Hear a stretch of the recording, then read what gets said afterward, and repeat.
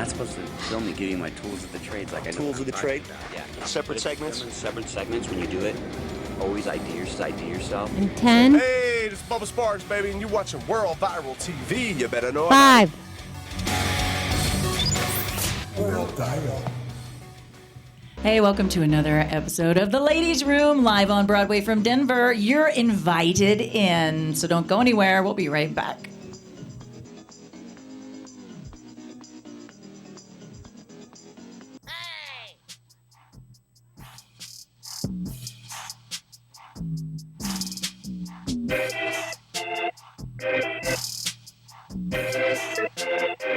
Being a nice guy is a ruse for sex. What? Yes. That's what that meant? Yes. A ruse? So unpack The that. I don't know fuck what is you're that talking Yeah. So It's like manifest. It's a pretty good. It's actually what has happened is men have adopted a failed seduction strategy. That's right. We are in the ladies' room again. We're a little late, had some technical difficulties, but we're back. Thanks for hanging in there. And you can always watch any of our episodes on worldviral.tv, which is what you're on right now, apparently, because you're watching. Thank you. Thanks for coming back, for those of you who've coming back, and thanks for joining us for the first time, those of you who haven't seen us, yeah? I'm Hard to sitting believe here. anybody hasn't seen us. We've got behind the glass, we've got Liz, who is the brains. Hello, Liz. Hello. Over here, we have the mouth, we have TJ Brazil. Ah, shit. Why am I the mouth? God damn it. I are have you the no mouth? idea. It's a mystery. And next to me, we have the curves, Miss Gina. Woo! The curve. That's it. That's all you got is woo. That's pretty much okay. all Well, I have. I'm the legs. Curve I'm your Megan. face. And we have our hashtag. You know, I'm going to reiterate the rules for our hashtag and for everybody who might be watching. The hashtag is here to tell us all about himself and get to know him in the first segment, which is about 12 minutes long.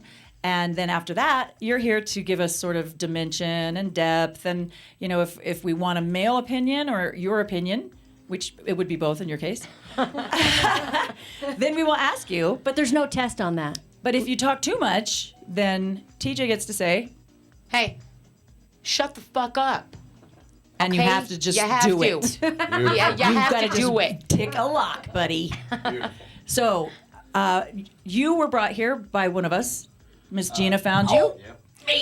Yes, Gina, tell us about your hashtag. One Yes. Lucky Guy, Colorado. Yeah, Ralph Hardy with Southern Rule, right? Ralph's been in the business. You've been in the music business forever, and since we're starting late, we don't have time to, go into probably as much detail as we could have. But just still give have us 12 minutes. give us a little bit of your background. In 12 minutes. In Ready? 12 minutes, Ready? tell us your life story. And go. Yeah. Well, Shut the fuck up, Ralph. I was born in Jacksonville, Florida. Yes. And I was a music prodigy. Oh. Jaguars. Oh, and Jaguars. you guys know each other. You have a whole thing going. do. No, Don't forget that You part. do? No, we have a thing on Facebook. He's a Jaguar fan. Jacksonville. Oh, well, there's two of you. Well, that's There is. I know. More of us here than there is in the stadium. Yeah. It's pain. He knows my pain. I know his pain. It's painful. okay. So, Anyway, I was born in Jacksonville, Yes. Florida. I was kind of a music prodigy growing up. My whole family was musicians. My father played guitar. My brother played banjo, the violin, the fiddle, etc.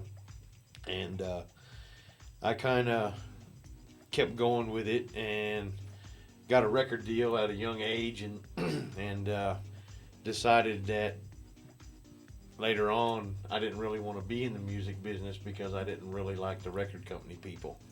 And Who does? Yeah. Yeah.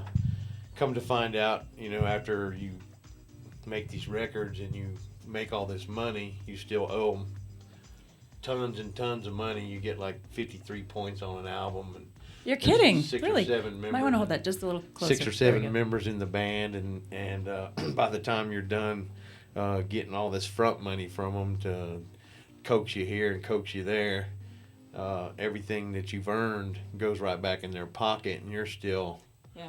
eating Broke. pork and beans. And Yeah. on the hook for the performances, or no? At Yeah, that? well, that's what I did eventually. I went and contacted a lawyer later on, and he said just give them everything and then charge them to play. In other words, create a fee. That's your fee to play for their show. So that's what they have to pay you. You just give them everything. So that's what I did. See, And lawyers don't suck that bad. They I said- mean, that was good, right? Well, I'm Yeah. having trouble wrapping my brain around that actually. Okay, so the lawyer said give them everything. yeah, just give them what you're making because they're getting it anyway. Right. And then at charge least them there's a no fee. middleman. Right. So my fee was $30,000 a show, Okay. and so every time I played a concert, this is how much they had to pay me to play. Oh, good. So that's That's what we're making. I mean, So- that sounds Great work about if you can right. get it. Yeah, yeah. Well, yeah, that's on the low end. Yeah. yeah. But, you So know. would you tell musicians don't take money up front? Newly starting musicians? I mean, what's your okay? Absolutely, because it's nothing but it's like a credit card that you really can't pay back unless you just blood, sweat, and tear. Yeah. Literally, Yeah. I'm sure. Right. And Ass so, sweat. so all you of it. so they started paying you. Yeah, and then it just it just kind of steamrolled from there, and I just left the band. Steamrolled in what way? Well, it just there was more partying than there was business, and I was about the business part of it. Oh, I was about to say, and? Yeah, Right. Kidding. yeah. Kidding. Yeah. Figure. The music the partying industry. was good. I mean, the partying was good, but there comes a time when you have to Oh, yeah. sober up and say, "Hey, we're committed to 3 or 4 albums here, or somebody has to sober up and make these records." Right. So you were the voice Or of we're fixing to reason. lose more money.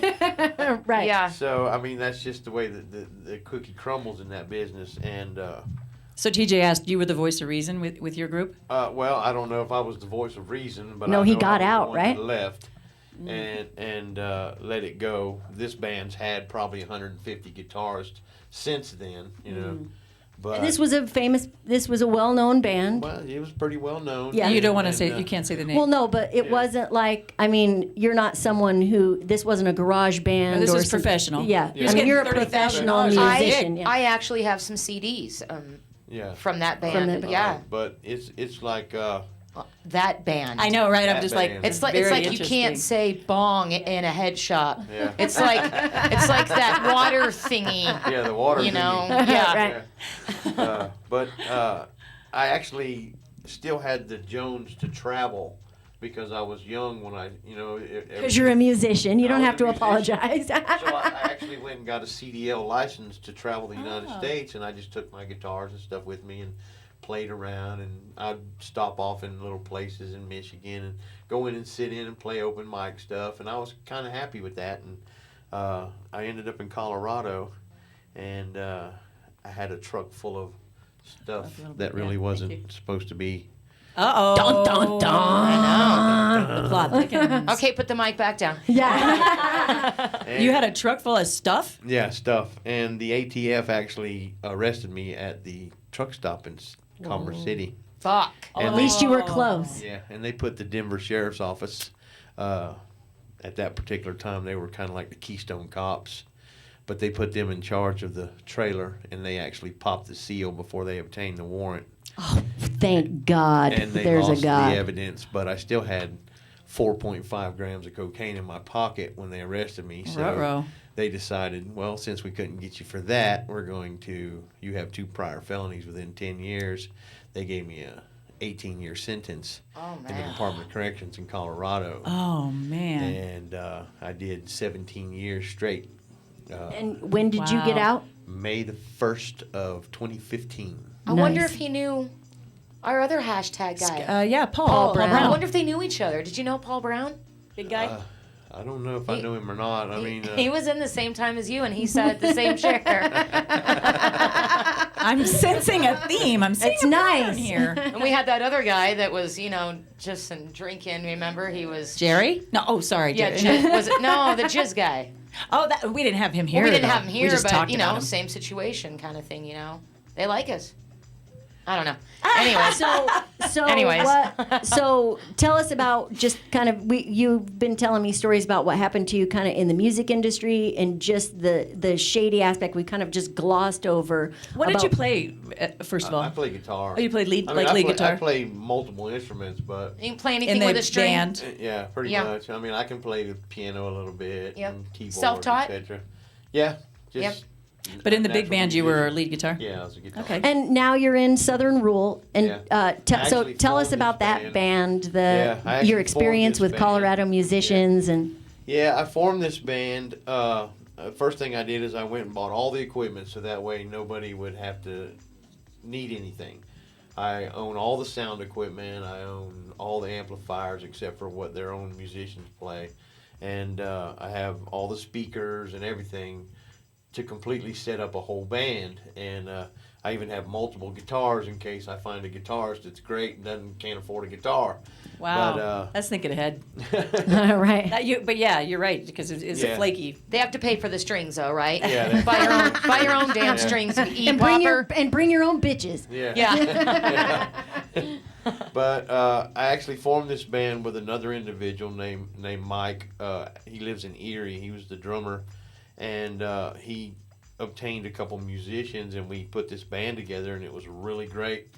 And then all of a sudden, after the very first show, the bass player went left, and then another one had a disagreement with his wife, and the guitar player left, and that left me by myself and Mike. And I told Mike, I said, "There's just no way me and you can play a show." It sounds like For you, Light of the Concords. it sounds like girl drama. I mean, y'all sound like a Band bunch drama of girls. is like a sorority drama. I Yeah. think bands have it classic. They Yeah. always have this drama. And I actually went and booked all these shows because this band was so good, and then they all quit.